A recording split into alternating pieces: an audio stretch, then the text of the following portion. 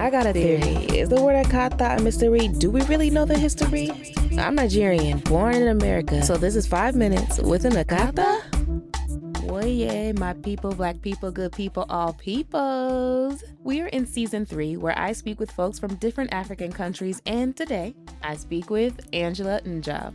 We only got 5 minutes. Oh yeah, let's get into this. Angela, thank you for joining me for 5 minutes with an Akata ?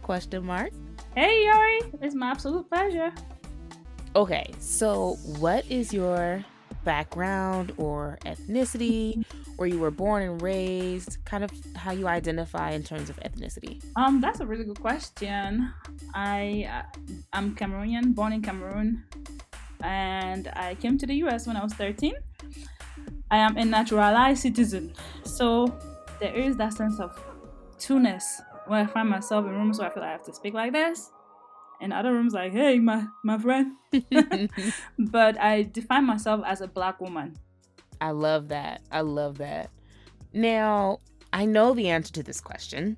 However, for the sake of my audience, have you heard the word Akata before? If so, what does it mean, or what context do you have for it? How have you heard it used?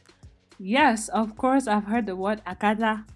And the context, my first introduction was when I first came to America, and it was used to define my fellow classmates who were African American, but in a negative way. Whenever they did something, like when I was in 8th grade, one of my classmates called me in the morning and said there was no school, that I shouldn't worry about coming to school. I still went anyway, and there was school.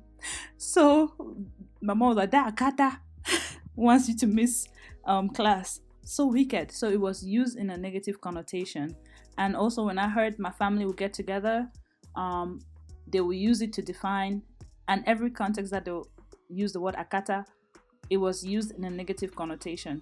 Okay, so for Angela, you have not heard this in a positive way? Or would you say maybe you have, and it's not used as much in the positive way? Or no, you just never heard it in a positive context? Oh yes, I've absolutely heard it used in a neutral way, in a way to define anyone who was not of African descent or immediate African descent. For example, they'll say, oh, that Akata woman. Someone, we all knew who they were referring to. It was used to distinguish who they were talking about. So used to describe African Americans. What do you think is dividing Africans and African Americans? And then 2, what similarities do you see? If you can do that in 30 seconds. Wow, I'll try my best. What is dividing Africans and African Americans? Our perception of each other, I would say. We think that the other person, Africans think African Americans hate Africans, and African Americans think African thinks they're better than African Americans. And that's usually not the case, and that's causing a lot of division. And I would say, of course, historically, there's a sense of betrayal when people feel like back in the days, their ancestors were betrayed by being sold off, but not knowing that the kings and kingsmen were fighting for them. And the similarities are that we're very driven, hardworking people. We should unite, because at the end of the day, when I lived in Europe, they saw me as a black person. They didn't care what ethnicity I was. They didn't care if I was African American. They just saw me as a black woman, which is why I define myself as a black woman. So we should all unite. We have more similar than differences.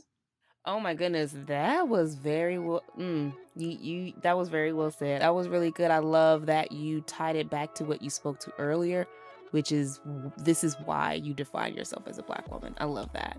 Cool. Well, thank you, Angela, for joining me for 5 minutes with an Akata. I appreciate you being on the show. My absolute pleasure, Iyore.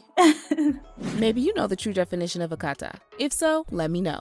If you like this episode, subscribe, rate, share, and help spread the hope of unity. Ohiyan Zekbe, y'all. I leave you with love, joy, faith, hope. Peace. LAM.